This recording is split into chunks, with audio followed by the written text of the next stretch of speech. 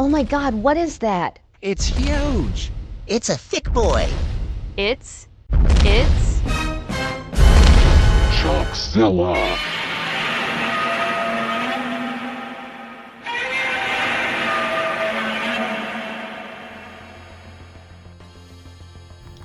Yes, here it is, the beefy Game Boy that I personally have nicknamed the Chonkzilla. It's just such a funny design, but it actually works, surprisingly.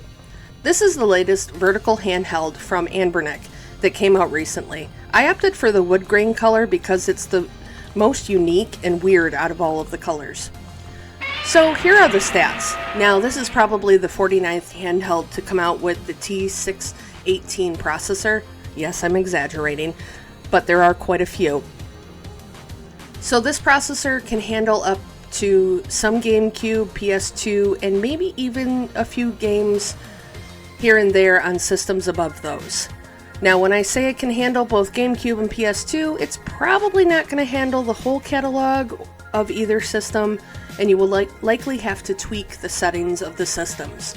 That is the norm for this chipset, but hey, we'll see. So the RG405V suffers from a bizarre software glitch that has over-sharpened the screen. I'm not sure why Anbernic hasn't brought out a software fix for this yet. Some games with a lot of text just aren't going to be playable on this device. I ended up upgrading the firmware of the device to Gamma OS. The reason was that I was really having a hard time testing and using the device with the oversaturation of the screen with the original software. It was really hard on my eyes. Yes, I wear glasses and generally stare at a computer all day, but I frequently play games on my Miyoo Mini Plus that has a much smaller screen. I found myself reaching for the Miyoo more than the 405V. Now, since I changed the firmware to Gamma OS, the 405V has actually been kind of fun to play. It's a little easier on my eyes. I also really like how it boots right into Daijisho. So if you are someone that absolutely hates RetroArch and hates setting it up, you might want to consider Gamma OS. You do need to point Daijisho to your specific folders of your games, but after that, it just works. You can press on the home button and it goes back to the menu in Daijisho that you were in. That's really nice. Now, disclaimer from me. I really want to throw this out there for the new user out there. I will say that to upgrade the firmware, it's not for the faint of heart. It's not the worst thing ever, but you do have to get into the goofy boot menu of Android, which may scare some people. So I was going to show off how to upgrade to it, but honestly, it's a little much, and you can follow the video I will link below if you want. I also had to redo a few of the steps because the device was just not moving at all. So I don't exactly want anyone to yell at me for bricking their device. It's Android. Weird crap can happen.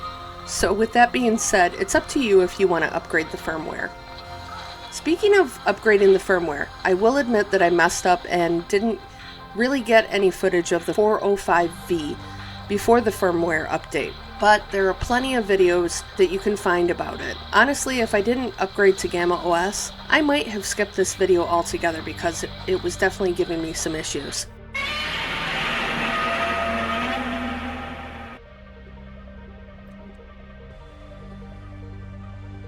To my own surprise, I actually thought the weird size and the bulk of this device was pretty comfy over time. I ended up having a lot of fun testing out games on the 405V, or the Chonkzilla, as I like to call it. You can see that your retro games, everything, NES, Super NES, are going to play just fine.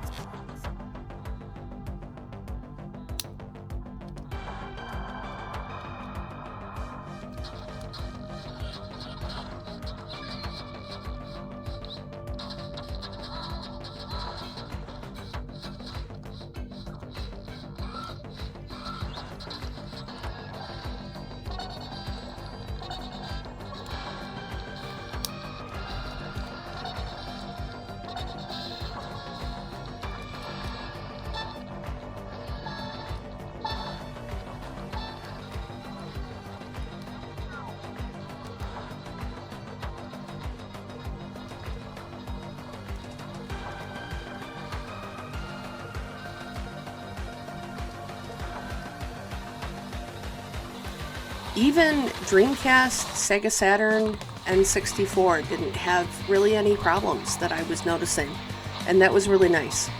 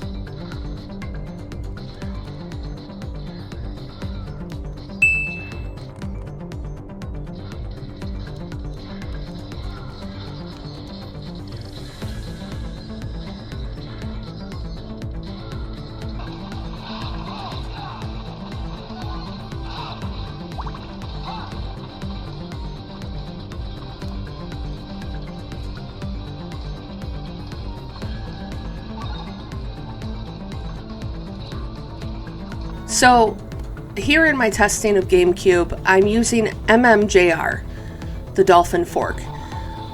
I have OpenGL as the backend. I actually didn't change anything on the emulator. I'm just using MMJR with OpenGL backend, and surprisingly, it is running pretty well.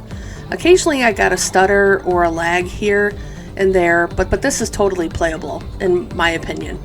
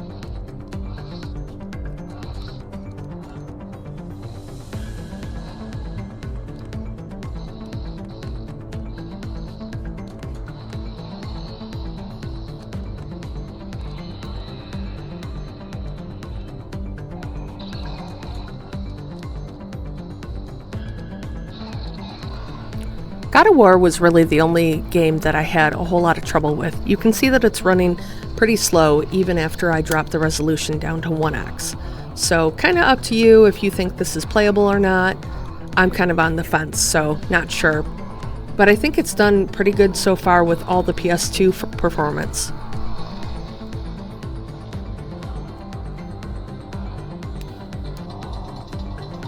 So Android on this device is weird. I definitely think that Gamma OS improved the performance by removing the oversaturation of the screen.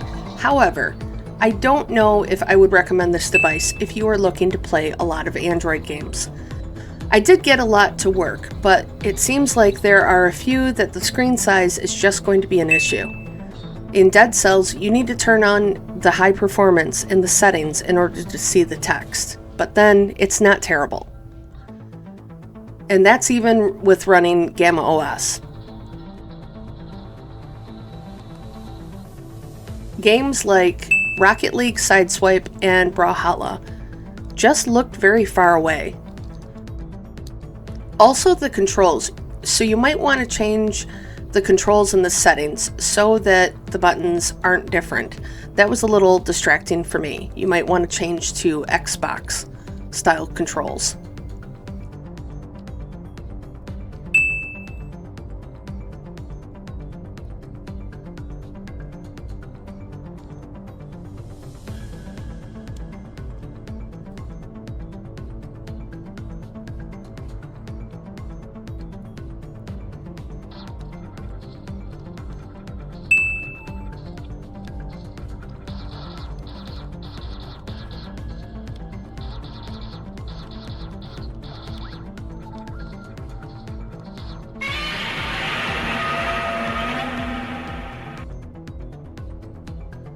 So I will admit that I'm not a huge vertical handheld user, aside from my Miu Mini devices.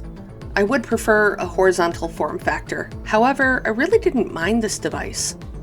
It's because of the ergonomics. It's actually kind of comfy for a bit. I found myself playing this device for a few hours and not really noticing it at all, the time passing, and not getting any real discomfort either. So I'm not going to do my usual pros and cons of the device. I feel like I've already touched on the good and the bad throughout this review. But I will say this, it's a beast of a device, hence the name Chonkzilla, and definitely takes a minute to get used to. The question really is if this is the right device for you. So just take everything into consideration. Have you always wanted a gigantic Game Boy and this is just a dream come true? Will you mind the screen? The screen is oversaturated in its original software. Hopefully Anbernic will bring out a software fix for it. If you are a little more sensitive to that, I might steer clear of this for now, unless you are planning on using Gamma OS. Another question, are you getting this to play Android games mostly, or emulation? These are all questions that you should consider. Overall, it's a unique device that has a lot of power and can definitely play a lot. Chonkzilla honestly surprised me with its PS2 and GameCube performance. I don't know if I would get this as my first handheld, but maybe I'm wrong and that this is what some have been waiting for. Let me know in the comments below. It's definitely been an experience testing this device and it landed on a good note with me. Anyway, those are my thoughts, not yours. Let me know in the comments below if you have a burning desire to get this device. Thanks for watching this fun review. Stay awesome, everyone, and go play some games.